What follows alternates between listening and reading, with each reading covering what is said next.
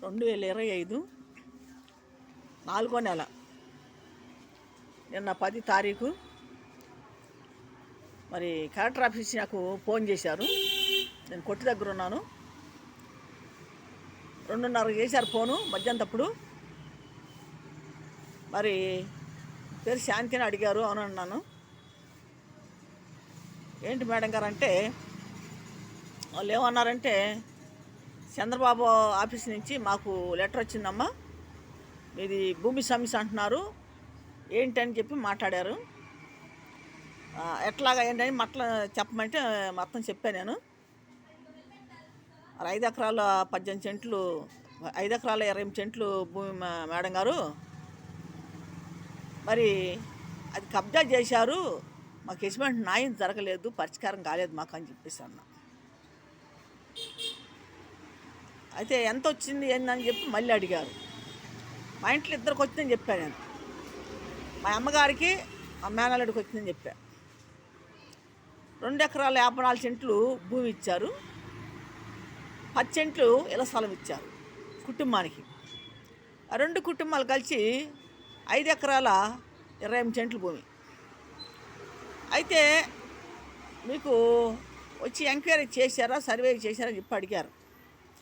10 సార్లు చేశారు, ఎంక్వైరీలు అయినాయి, సర్వే చేశారు. 4 మరి ఎంఆర్ఓ వాళ్ళు చేసిన పనులకి మరి సర్వే చేసి కొలతలు వేసి అన్నీ చేశారు. అడంగల్లో రికార్డులో మా పేర్లో ఉన్నాయి, మరి ఇలా చేశారు మమ్మల్ని ఎంఆర్ఓ వాళ్ళు అని చెప్పేసి మాట్లాడాం. రికార్డులో అడంగల్లో ఉందని చెప్పి అడిగారు. ఉంది మేడం అని చెప్పేసి అన్నా నేను. మేము కలెక్టర్ ఆఫీస్ నుంచి చేస్తున్నామమ్మా, సరే మాకు వచ్చింది కాబట్టి మరి ఎందుకని చేసాం ఫోను అని చెప్పేసి అన్నారు. సరే మేడం అని చెప్పన్నాను. మాకు న్యాయం చేయండి మేడం, మాకు ఇట్లా అన్యాయం జరిగింది, మరి మా భూమిని ఆక్రమించుకొని పని చేశారు వాళ్ళు, మరి మేము కాస్ట్ కూడా మేము మాది కూడా అని చెప్పేసి అన్నా నేను. సరేనమ్మా, మరి మేము ఎంఆర్తో మాట్లాడతామని చెప్పేసి అన్నారు. మాట్లాడమన్నాము. ఎందుకంటే ఇది వాళ్ళు చేసిన పని కాబట్టి, ఎంఆర్ఓ వాళ్ళు చేసిన పని కాబట్టి అందుకని మేము ఆ మాట అన్నా నేను. ఇప్పుడు ఎంఆర్ఓ వాళ్ళ కాడ జరిగింది కాబట్టి, ఎంఆర్ఓ వాళ్ళు చేసిన పని కాబట్టి ఇది వాళ్ళే ఏదో చేయాలి. ఇప్పుడు వాళ్ళు చేసిన పనులే కదా ఇవి, మాకు అన్యాయం చేసింది వాళ్ళే కాబట్టి వాళ్ళే చేయాలి. ఇప్పుడు కబ్జాదారులతో వాళ్ళ చేతులు కలిపి వాళ్ళు చెప్పినట్టు వీళ్ళు విన్నారు. మేము ఎన్ని అర్జీలు పెట్టినా మాకు న్యాయం జరగకుండా చేశారు. ఎన్నో అర్జీలు మేము పెట్టున్నాం, మరి ఒక్క అర్జీకి కూడా మాకు సమాధానం లేకుండా చేశారు. ఒక్క అర్జీకి కూడా మాకు సమాధానం లేకుండా చేశారు. మరి ఈ రకంగా మమ్మల్ని ఎదుగుతున్నారు కాబట్టి ఎంఆర్ఓ వాళ్ళు మరి కలెక్టర్ ఆఫీస్ నుంచి మాకు ఫోన్లు వస్తున్నాయి, మరి సచివాలయం నుంచి కూడా వచ్చే మరి ఎంక్వైరీ చేసి మన దగ్గర వాళ్ళు మరి సంతకం చేయించుకొని ముద్ర వేయించుకొని వెళ్ళారు. సచివాలయం నుంచి కూడా 2 సార్లు వచ్చారు నా కాడికి. ఒకరోజు వచ్చి ఫోటోలే తీసుకొని పోయారు, ఒకరోజు వచ్చారు మళ్ళీ వాళ్ళు ఫోటోలు తీసుకొని మళ్ళీ నా చేత ఏలుముద్ర వేయించుకొని వెళ్ళారు. మరి వాళ్ళకు కూడా వెళ్ళినాయంట కాగితాలు. మరి చంద్రబాబు అన్న ఆఫీస్ నుంచి వెళ్ళినాయంట.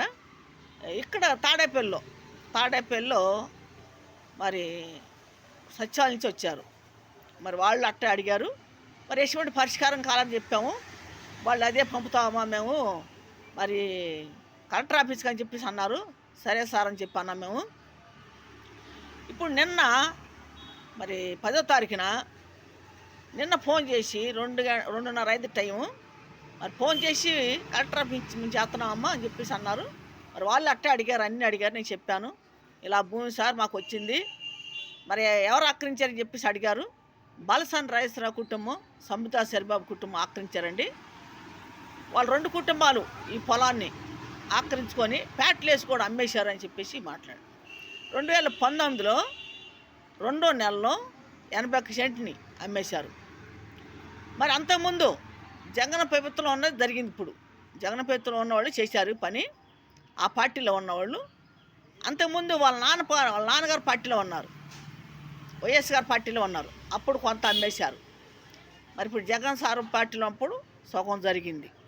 మొత్తం 5 ఎకరాల 28 సెంట్లు భూమి, ఒక్క సెంట్లు కూడా మా కింద లేకుండా చేశారు.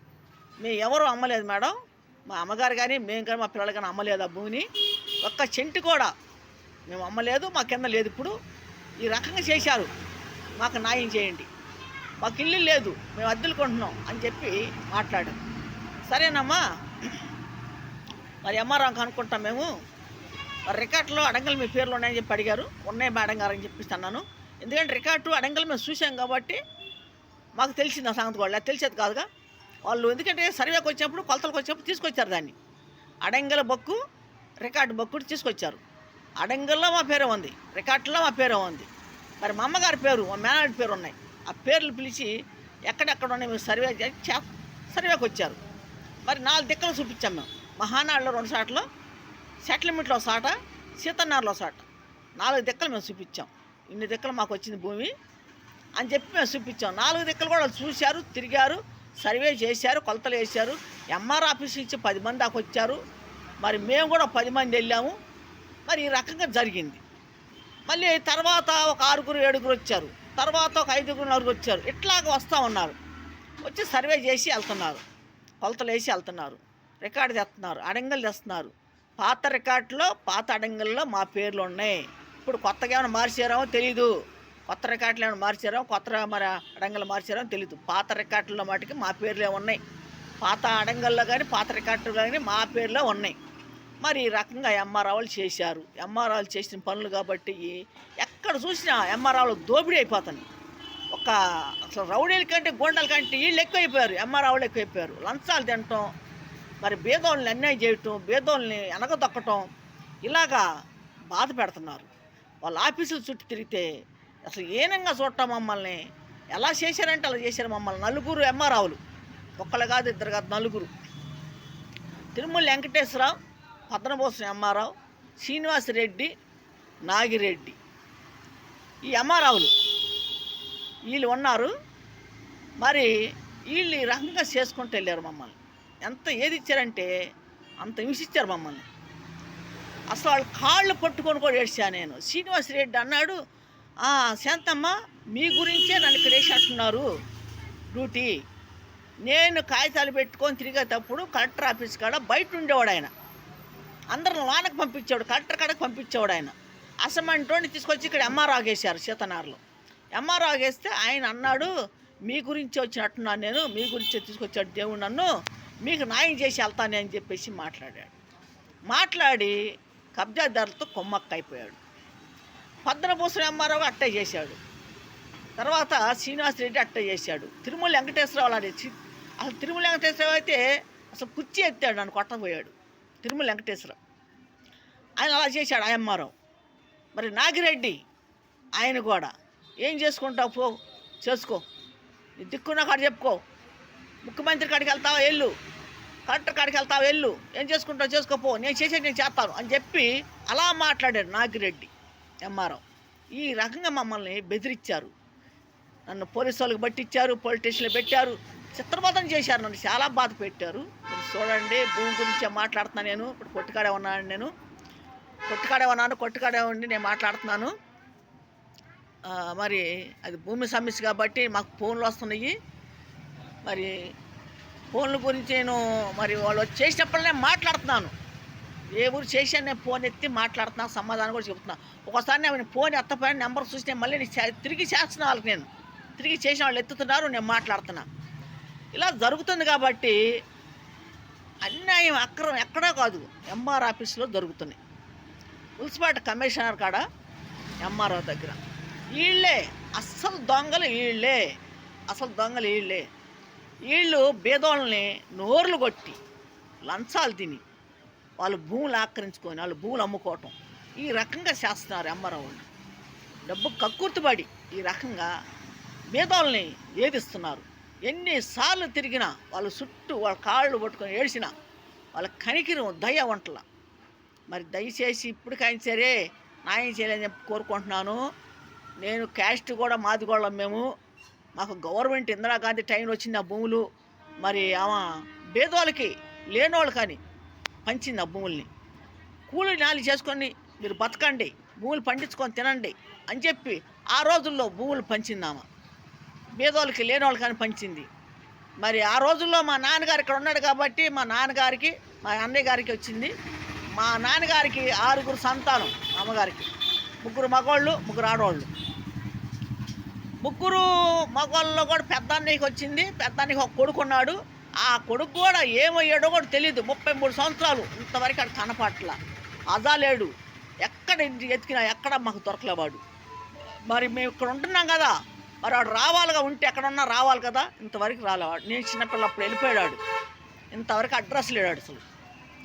మరి ఆ భూమి కొంచెం ఆ భూమిని కూడా ఆక్రమించినారు. మా భూమిని ఆక్రమించారు. మళ్ళీ మా చిన్న అన్నయ్యని భూముల కోసం చంపేశారు, రెండో అన్నయ్యని. తర్వాత మా అమ్మను కూడా కొట్టి చంపేశారు. ఎస్టిమేట్ కేసులు లేవు, ఎస్టిమేట్ ఆధారాలు మా కాళ్ళు లేవు, ఏ సాక్ష్యాలు మా కాళ్ళు లేవు.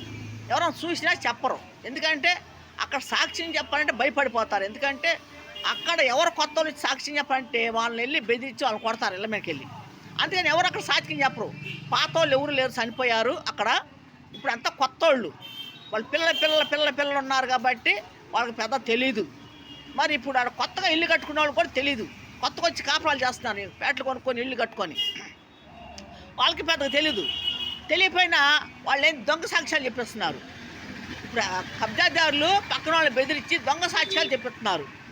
మరి ఆ భూమి కల్లోళ్ళ మేము ఉన్నాము, దానికి సంబంధించిన వాళ్ళమి, మరి హక్కుదారులమి, వారసులమి. మరి మేము ఉన్నాం, మా తల్లిదండ్రుల బిడ్డలు మేము ఉన్నాం. ఎవరో దీన్ని ఎవరో అనిపిస్తున్నారు ఆ భూమిని. మరి మేము తింటాక లేదు, వాళ్ళ బిడ్డలు ఉన్నాం మేము. మరి మాకు ఇంతవరకు ఒక సెంటు అమ్ముకోవటం కానీ, ఒక సెంటు మేము ఉంటాం కానీ ఇంతవరకు లేదు. మాకు ఒక రూపాయి దాంట్లో మేము తినలేదు. ఈ రకంగా మమ్మల్ని ఏదిచ్చారు కబ్జాదారులు, ఈ రకంగా బాధ పెట్టారు. బాలసాని రాజేశ్వరరావు కుటుంబం, సముద్రాల చిరబాబు కుటుంబం, వాళ్ళ కొడుకులు ఈయన కొడుకులు కలిసి ప్యాట్లు వేసి ఆ భూములను అమ్ముకొని వాళ్ళు సొమ్ము చేసుకున్నారు. మేము ఏ దారి లేకుండా రోడ్డును పడ్డాం. ఇవాళ అద్దెలు కొంటున్నాం, కూలీనాలు చేసుకొని బతుకుతున్నాం. సొంత ఇల్లు అంటే మాకు లేవు.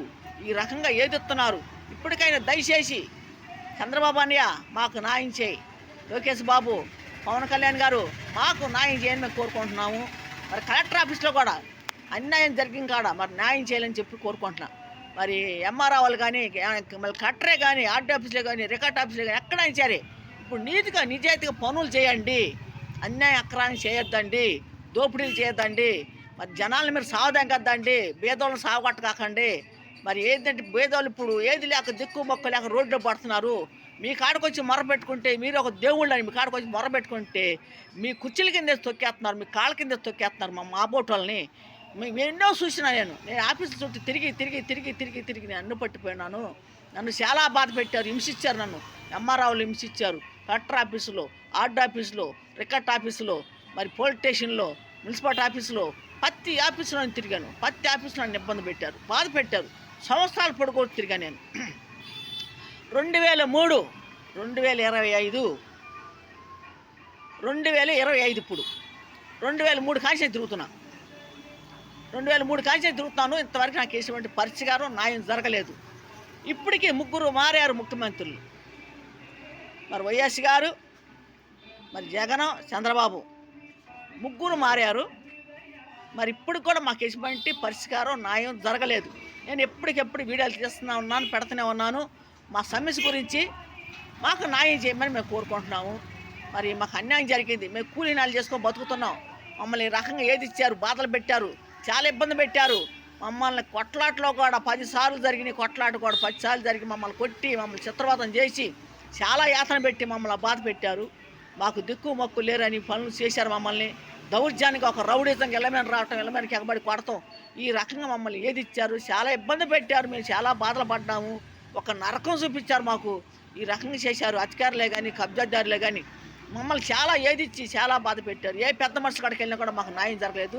పెద్ద మనుషులతో కూడా కుమ్మక్క అయిపోయేవాళ్ళు, అంతా ఒకటైపోయి మాకు న్యాయం జరగకుండా చేశారు. మాకు ఇప్పటికైనా న్యాయం చేయండి. నేను న్యాయం కోసం నేను పోరాడుతున్నాను.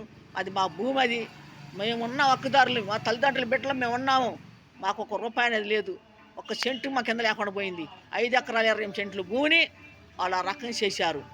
కబ్జా చేసి, గూండాయిజంగా, ఒక రౌడిజంగా చేసి, దాన్ని ప్యాట్లు వేసుకొని అమ్ముకొని వాళ్ళు సొమ్ములు చేసుకొని, వాళ్ళు బిల్డింగుల మీద బిల్డింగులు కట్టుకుంటే మేము దిక్కుమొక్కు లేకుండా రోడ్లు పడి, మేము అద్దెలు తీసుకొని అద్దెలు కట్టలేక అల్లాడిపోతున్నాం.